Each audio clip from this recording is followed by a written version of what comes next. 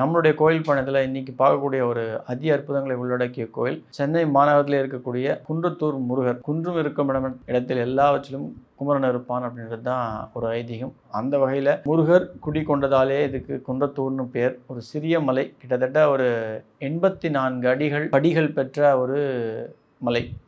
இந்த கோயிலை பொறுத்தவரையிலும் சேக்கிழார் அவதரித்த திருத்தலம் குன்றத்தூர். அதே போல் முருகன் திருப்போரூரில் சூரசம்ஹாரத்தை முடித்துவிட்டு திருத்தணிகை, அதாவது திருத்தணியை நோக்கி பயணம் பண்ணும்பொழுது அவர் சிவபூஜை பண்ணுவதற்காக இந்த குன்றத்தூரில் ஈஸ்வரன் கோயிலில் தங்கி சிவபூஜை பண்ணுறதாக ஒரு ஐதீகம். அதனாலே இதுக்கு தென்தணிகைன்னு ஒரு பேரும் உண்டு. குன்றத்தூருக்கு மற்றொரு பேர்.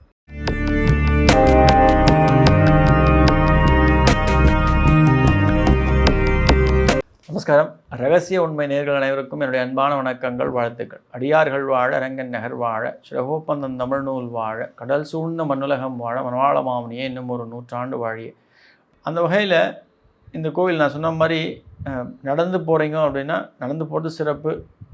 முடிந்தவர்களால் போக முடியும், 84 படி தான். ஆனால் கவர்மெண்ட் அவருடைய ஏற்பாடுகளால்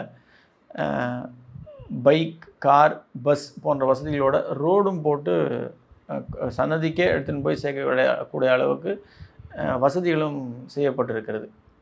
2 மார்க்கமாகவும் போகலாம், நடந்தும் போகலாம் படி வழியாக. அதே போல் பைக்கில் போகிறவா, முடியாதவா பஸ்ஸில், கார்லேயும் வசதி பெற்று இருக்கவங்க நிச்சயமாக சன்னதி வாசல்லையே கொண்டு போய் சேர்க்குற அளவுக்கு வசதி செய்யப்பட்டிருக்கிறது.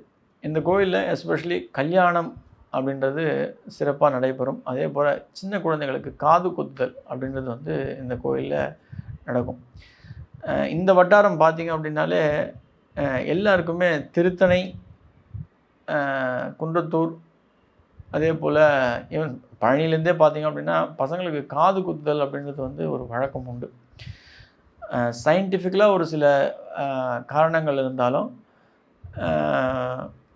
திருஷ்டி அதற்கு அப்பாற்பட்டு நமக்கு சில இன்னல்களிலிருந்து நம்மளை காப்பாற்றணும் அப்படின்னா நிறைய பேர் வேண்டிக்கிறது. நம்முடைய முன்னோர்கள், மூதாதையர்கள் எல்லாருமே வேண்டி வணங்கினது முருகப்பெருமானுக்கு பிறந்த குழந்தைகளுக்கு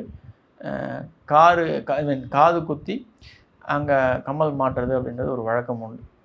இன்றைக்கி ஒரு சிலர் ஃபேஷனுக்காக நிறைய பேர் காதில் கம்மல் போடுறது உண்டு. ஆனால் நம்மளுடைய வழக்கம்,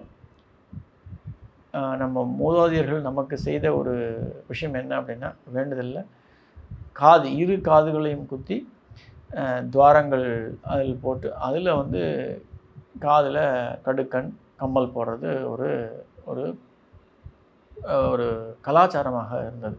அதாவது கலாச்சாரம் நம்ம சொல்கிறது சாஸ்திரம் படிக்கக்கூடியவங்களுக்கு அது ஒரு மகத்துவமான ஒரு விஷயம் உண்டு.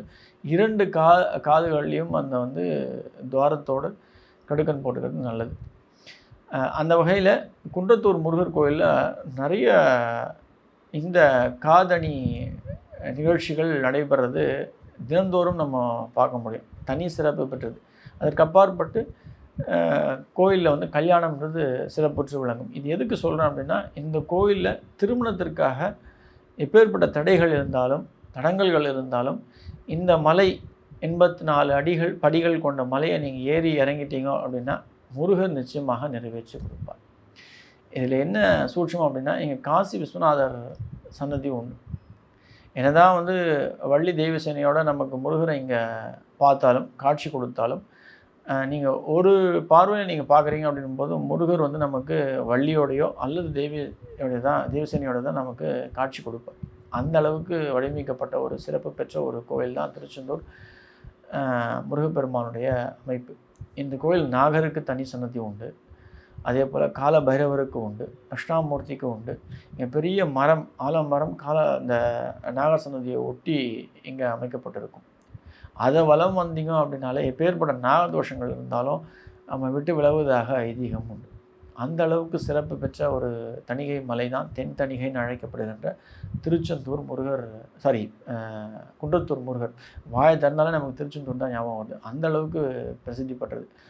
அதை நான் ஏற்கனவே சொன்ன மாதிரி திருப்பூரில் சம்ஹாரம் முடித்து திருத்தணியை நோக்கி பயணம் பண்ணும்போது இந்த சிவபூஜை பண்ணுறதுக்காக இங்கே தங்கி பண்ணுறதாக ஐதீகம். அந்த அளவுக்கு சிறப்பு பெற்ற முருகன் இங்கே தங்கி நமக்கு பூஜைகள் அவர் பண்ணி தன்னுடைய தகப்பனாருக்கு பண்ணதாக ஐதீகம் பெற்றதால் இந்த முருகரை போய் நம்ம சேவிக்கிறோம் அப்படின்னா நிச்சயமாக வாழ்க்கையில் பெரிய மாற்றங்களும் ஏற்றங்களும் மட்டுமின்றி சுபிக்ஷங்களும் வந்து சேரும் அப்படின்றது தான் ஐதீகம்.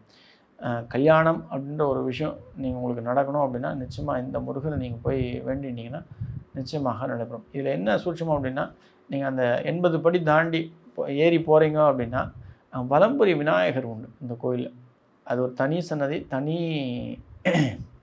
இடமாகவே கோயிலாகவே அமைக்கப்பட்டிருக்கும்.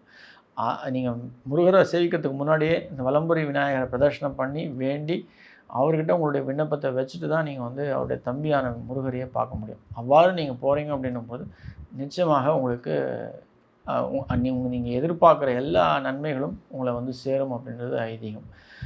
அந்த வகையில் விநாயகரை தரிசித்து விட்டு தம்பி முருகரையும் நீங்கள் சேர்த்து வணங்குறீங்க சேவிக்கிறீங்க அப்படின்னும்போது உங்கள் வாழ்க்கையில் பெரிய மாற்றமும் ஏற்றமும் நிச்சயமாக வந்து சேரும். நீங்கள் எதிர்பார்க்குற நல்ல விஷயங்கள், கல்யாணம், குழந்தை பேறு, கை நிறைய சம்பளம் பெற்ற ஒரு வேலை, எல்லா தொழிலும் சிறப்புற்று விளங்க இந்த முருகரை நீங்கள் வேண்டி வணங்குறீங்க அப்படின்னும்போது அனைத்தும் உங்களுக்கு வந்து கைகூடும். நன்றி.